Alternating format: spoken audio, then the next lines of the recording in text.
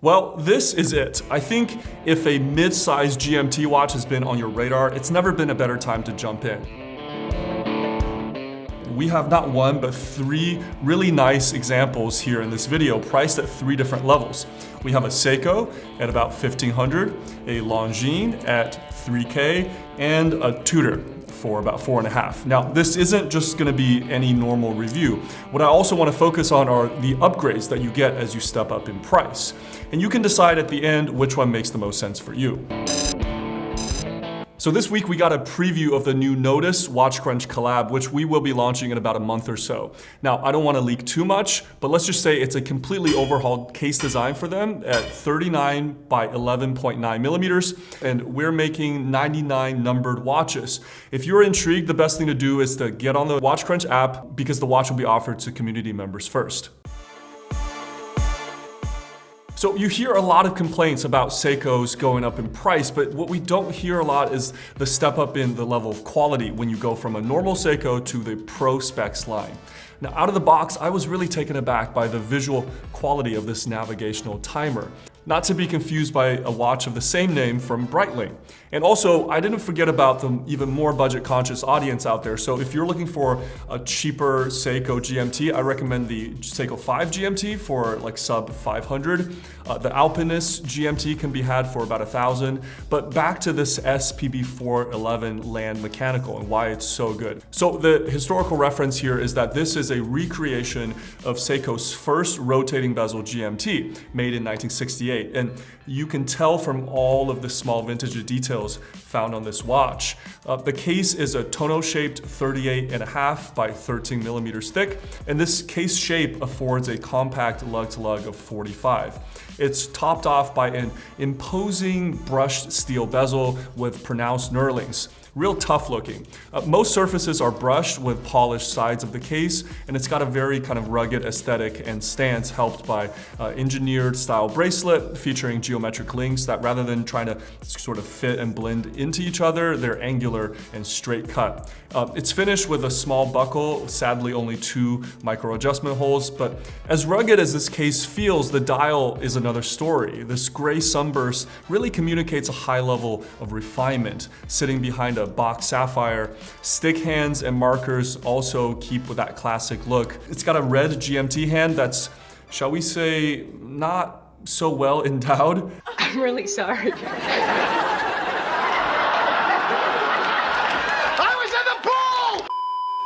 Driving the navigational timer is Seiko's 6R54 movement, and here is where this lower price point starts to show. It's not particularly accurate at -25 to +15 per day, and more importantly, it's what we call an office or collar style GMT, which means that rotating the push-pull crown jumps the GMT hand rather than the hour hand. This is great if you are on home time calculating somebody else's time zone, but not so ideal when you're the one traveling. The collar GMTs are simpler to make and thus cheaper to produce. All in all, I find this to be just a darling of a watch. All the small complaints aside, it's proficient in the important ways, and as a package, it's got this kind of masculine exterior with a really refined dial, making it highly versatile as a timepiece. Zulu, GMT, UTC, or Universal Time. These are all synonymous words. And the Longines Spirit Zulu Time GMT is one of those kind of bang for the buck watches. It's so good, they gave themselves 5 stars on the dial. Now, a problem I ran into is just which variant to choose. We've got 42mm, 39mm, and a slew of colorways, but after much deliberation, the one I landed on is this ceramic green bezel with a gilt dial. To really stick with that vintage theme, boy, do I think I made the right choice. The green is a super deep kind of forest green, and with the polished finish on the bezel, it's really subtle. On the matte black dial, we have highly polished gilt elements that, say it with me, dances in the light. The GMT hand is painted at the base, polished at the tip, and one thing that might annoy some people is also kind of unavoidable. See, the Spirit design is derived from a field watch, which in GMT form means that it has a lot of Arabic numerals, both for the hour markers and on the bezel. So that can look a little bit busy to some people, but in this case, I think it's helped by this contrasting colorway. What's less annoying is the finishing on this watch. If the Seiko was impressive, then this Longines is about 10 to 20% better. The lines are just so sharp and crisp between the intersecting surfaces. You can imagine this watch being made in a hermetically sealed lab by men in white coats. The case is 13.5 millimeters thick and the lugs are notoriously long at 47. So this watch wears like a half size bigger than that Seiko. This is just a good demonstration that numbers don't tell the whole story when it comes to proportions. So slim wrists be warned.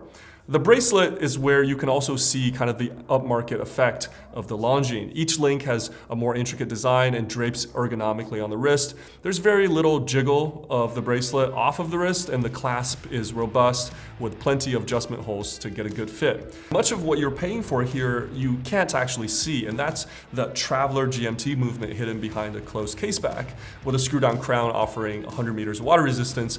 The Traveler or a Flyer GMT allows for independent jumping of the hour hand, so it's great for when you land in a new airport, you can move the hour hand without disturbing the other ones. The L844.4, it is an ETA-based caliber, but then Swatch also bought ETA, so take it for what it's worth. It does offer chronometer-grade accuracy running at 3.5 Hertz and has 72 hours of power reserve. So that's it, right? We've checked all the boxes with the Longines. What's the point of even talking about the Tudor anymore? Well, not exactly. There are some levels of intangibles going up to Rolex's little brother, but also some real physical differences worth mentioning. Tudor has spent the better part of the last decade refining the BB58 recipe, and finally, after much beckoning from the community, has brought it in GMT form. And dare I say, it's pretty much perfect. It combines the sweetheart proportions of the 58 with the style and historical reference of the GMT Master Coke bezel, aluminum by choice here with a gilt snowflake hand commiserate with that vintage theme. The case is 12.8 millimeters thick. That's about just 1 mil thicker than the Black Bay 58. And much of it is attributable to that box sapphire, making this watch wear quite a bit better on the wrist than the Longines. The bracelet is that classic oyster with faux rivets. The big upgrade is a clasp featuring the easy-to-use T-Fit on-the-fly adjustment system. And for anyone with expanding wrist syndrome, this is a godsend.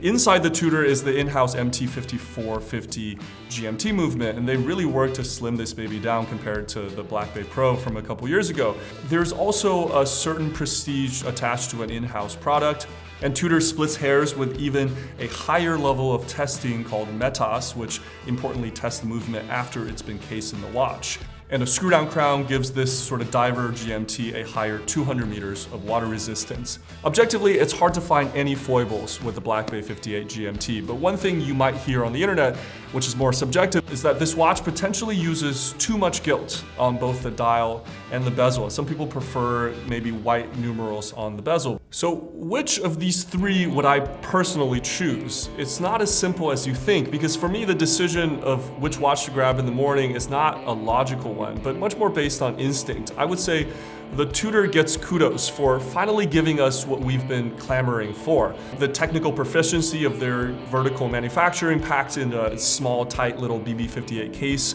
is so sweet.